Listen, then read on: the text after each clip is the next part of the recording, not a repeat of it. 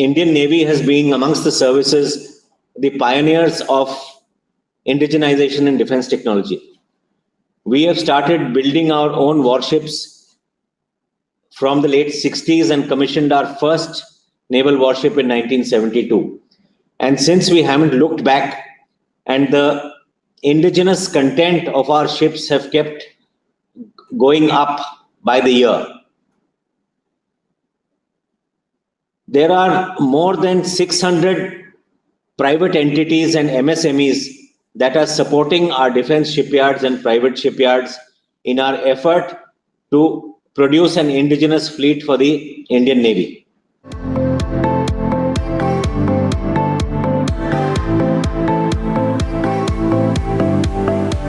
There is a world of opportunity that is waiting to be tapped for the mutual benefit and in the interest of national security and national development.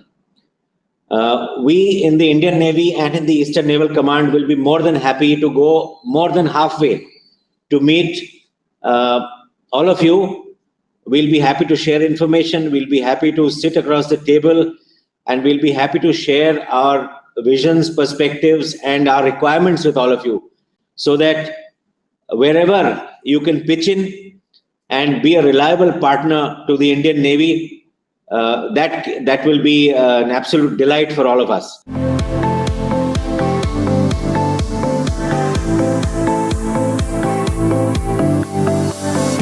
We are a pretty large Navy. We are the largest Navy in this part of the world. We have a fairly large budget.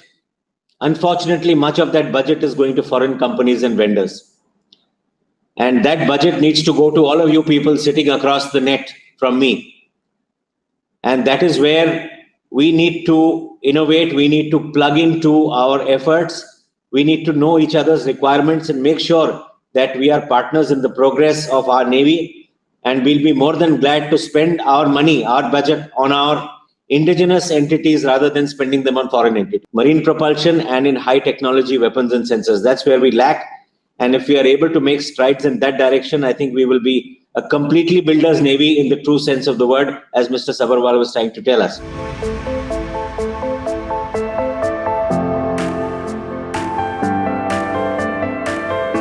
And also, the government has also now brought out an SOP where government facilities like the firing ranges, proof firing ranges, and all other facilities can be made available to private entities for their use, provided they are looking at partnering with us in enhancing the defense technology content of our country.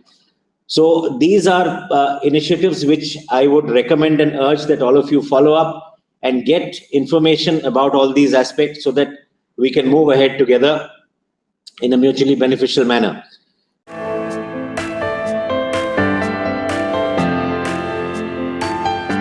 Reliability is very important for our naval platforms, and those in the Navy who have been in the Navy and even sort of work for the Navy. I'm talking about the MSMEs and private players who after some time become part of the Navy, who know the Navy well. They know that reliability is a great factor. We need ships which are able to be deployed for six months at a stretch. And that is what all the leading navies, the global navies, are doing today. We are reached somewhere, but we need to do more in this aspect. And reliability is a very, very important tool linked to quality. And timely delivery is definitely important because we keep, everything is time bound. There is no flexibility. Could be minor flexibility, but there are no major flexibilities insofar as the time is concerned.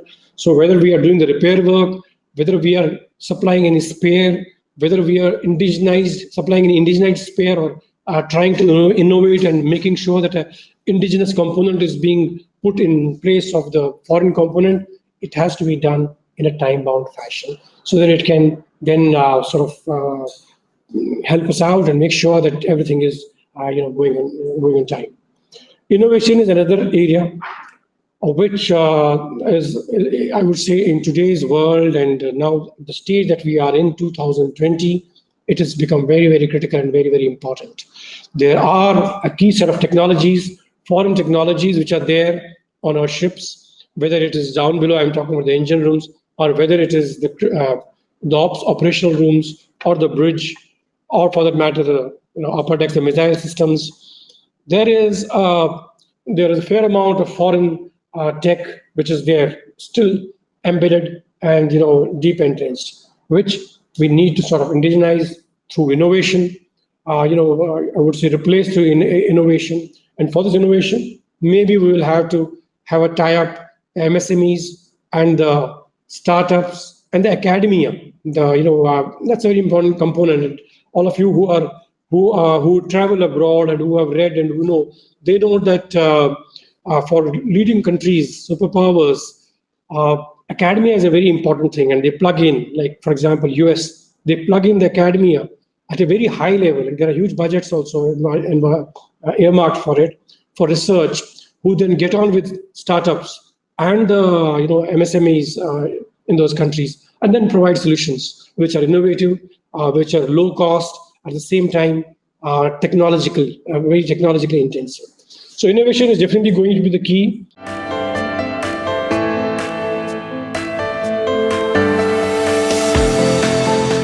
I would say encouragement is being given for startups. The IDEX that we have recently sort of set up at Ministry of Defense is a shining example towards this. So I don't think there can be a better example where we are plugging in academia, we are plugging in private industry and shipyards also, to make sure that we are able to produce some niche technology items, focusing the core niche technology where we lack, which are identified today. They're on the website. Everybody is aware that which are the areas where we need to focus on, where we need to get to. So a lot of effort has been taken in this direction. And I'm very happy today that we have all spoken about it, because when we speak about it and when we participate in such things, only we are able to understand and further sort of strengthen the resolve in us that yes, we are going on the right track. And yes, the Indian Navy, for example, or the defense on the one side, and the MSMEs and the private players, we're talking the same language, and there's no disconnect, and there is no ambiguity, and everybody is going to move in the same direction.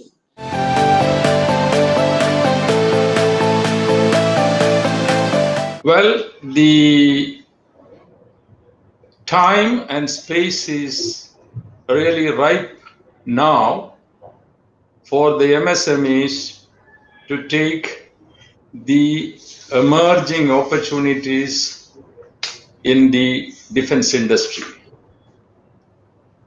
When I say this time is ripe and space, it is to be appreciated that this opportunity has become a reality because of the last 4 to 5 years of consistent effort of the present government in making the environment friendly for private industries.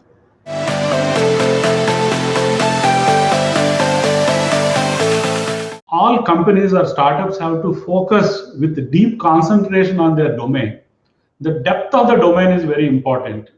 Once you have that kind of domain, you will get a consistency in your efforts. And third important thing is cooperative endeavor, because most of these technologies required for Navy interdisciplinary. Any company can have expertise in maximum 1 or 2 domains. If you want to have a 30, 40 domains put together, we are getting systems and subsystems. So then you have to learn working with your other companies which are there in the group. So clusters are very, very important.